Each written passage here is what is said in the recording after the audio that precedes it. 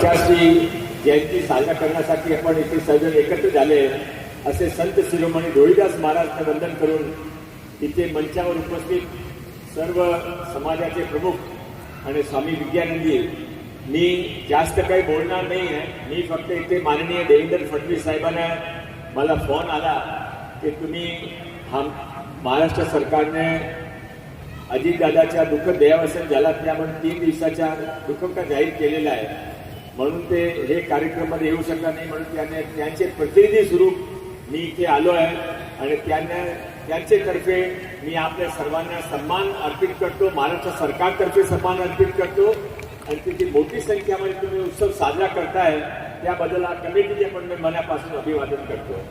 आता आपण यावर जास्त स्वामी विद्यानंदीचे ऐकणार आहे. ते स्वामी विद्यानंदी बोलेल तर आपलं समजलं की आपण काय भाग्यवान आहे की त्यांचे आपण आता इथे भाषण ऐकू शकता. फक्त मी एक गोष्ट आता संत रोहिदासजीच्या जीवनामध्ये फार काही शिकण्यासारखं आहे, आपण काही शिकू शकता.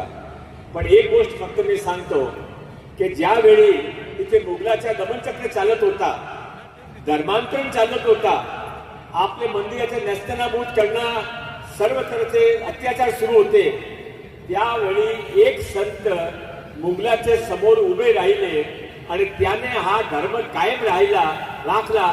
ते और कोणी नाही, आपले संत रोहिदास महाराज होते.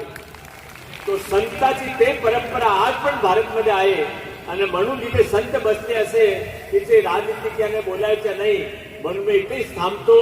जय हिंद, जय महाराष्ट्र. मी स्टेजवर एंट्री झाली त्यावेळेस आपले जे सर्व लोक इथे सांगत होते की आम्हाला डिमांड लेटर द्यायचे आहे, सर्व आमची काय समाजाची मागणी आहे, ते सर्व मागणी ती आम्हाला तुमच्या समोर ठेवायची आहे. तो मी आमचे इथे बाई गिरकर आहे, सर्व आमचे मोठे मोठे कार्यकर्ता बसले, नेता बसले, नगरसेवक बसले, त्यांचे समोर गवाही देतो की हा मी माननीय देवेंद्रजी फडणवीस तर्फे हा मानपत्र स्वीकार करणार आहे आणि तुम्ही मंत्री असता, तुम्ही सरकारमध्ये असता, तो काय प्रमाणे केला असता ते सर्व पुढच्या कार्यक्रमचे पूर्वी आम्ही तुम्हाला करून देऊ. धन्यवाद.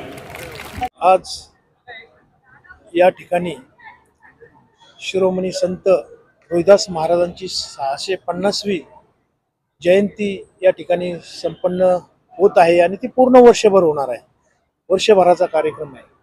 तर वर्षभराच्या कार्यक्रमामध्ये संत रोहिदासांचे जे विचार आहेत, त्यांनी दोह्यातून जे विचार मांडलेले आहेत ते आपल्याला समाजाच्या शेवटच्या स्तरापर्यंत न्यायचे आणि खऱ्या अर्थाने जी सामाजिक समरसता आहे, जी पंढरीच्या वारीमध्ये अभिप्रेत, वारकऱ्यांमध्ये जे अभिप्रेत, यारे यारे लहान थोर याती भलते नारी नर, न करावा विचार न लगे चिंता कोणाशी, हा वारकरी संप्रदायाने जगद्गुरु संत तुकाराम महाराजांनी जो दिलेला समतेचा विचार आहे तो संत रोहिदासांचा देखील आहे.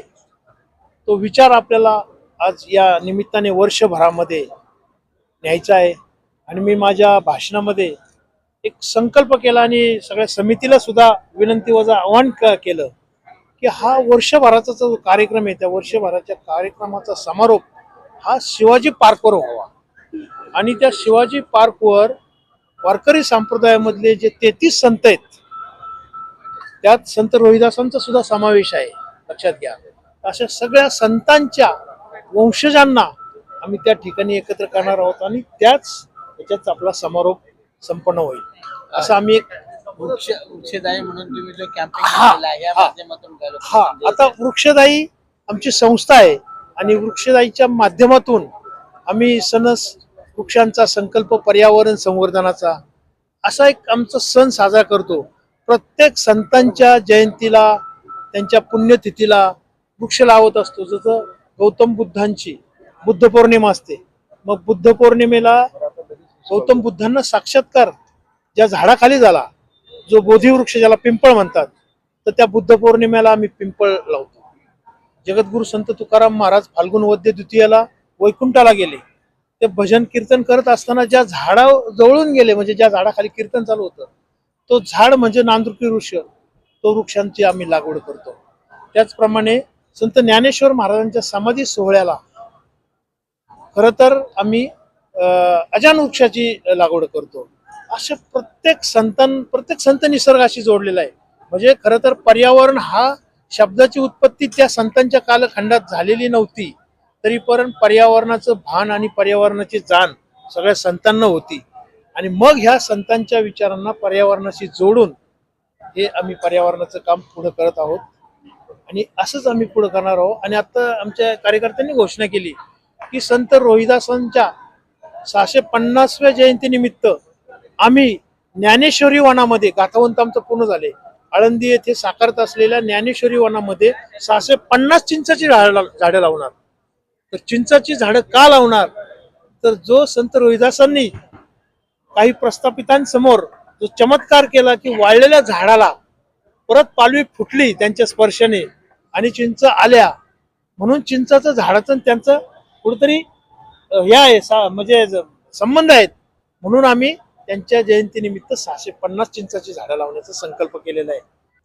महाराष्ट्र शासनाच्या सहकार्याने, खास करून महाराष्ट्र शासनाच्या सांस्कृतिक विभागाने या मुंबईच्या दादर ठिकाणी संत रोहिदासांच्या 650व्या जयंती महोत्सवाच्या या वर्षामध्ये जी जयंती साजरी केलेली आहे, त्यांनी खूप अनमोल आणि मोलाचं असं सहकार्य केलेलं आहे.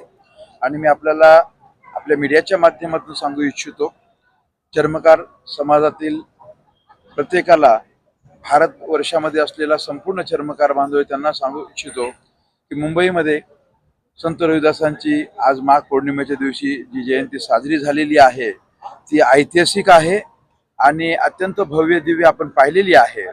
ऐतिहासिक मी यासाठी म्हणतोय की आतापर्यंत या देशाला अर्थपुरवठा महाराष्ट्रामधून होतो आणि मुंबई ही महाराष्ट्राची राजधानी आहे.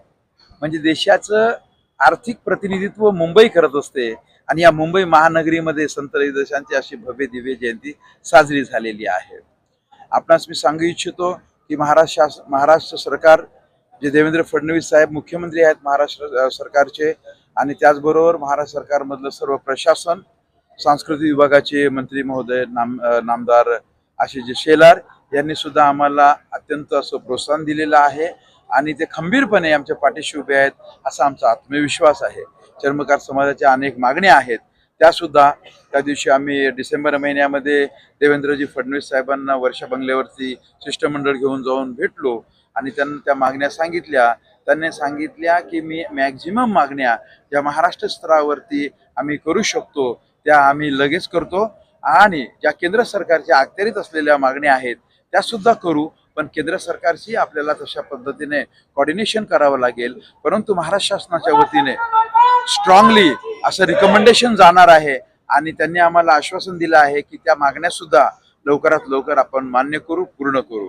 तर मला आनंद वाटतोय सांगताना की आजच्या या समारंभाला विष्णूजी वझे सुद्धा होते, त्याचबरोबर जगद्गुरु संत तुकाराम महाराजांचे 10वे वंशज सन्माननीय हरिभक्तपरायण शिवाजी महाराज मोरे महाराज इथे उपस्थित आहेत. खूप खूप मी भाग्यशाली समजतो की अशा या महाविभूतींच्या उपस्थितीमध्ये आजचा ऐतिहासिक संत रोहिदास महाराज जयंती महोत्सवी वर्षाचा प्रारंभ शुभारंभ तो भव्य आणि दिव्य आपल्या सर्वांच्या समक्ष झालेला आहे. आणि मी खास करून चर्मकार बांधवांनाच नव्हे, या इथे उपस्थित असलेला केवळ चर्मकार बांधव नव्हता, जात, धर्म, प्रांत याच्या पलीकडे जाऊन भारतातील सर्व समाजातील, सर्व जाती धर्मातील लोक इथे उपस्थित होते. एवढे बोलतोय आणि माझं संबोधन मी पूर्ण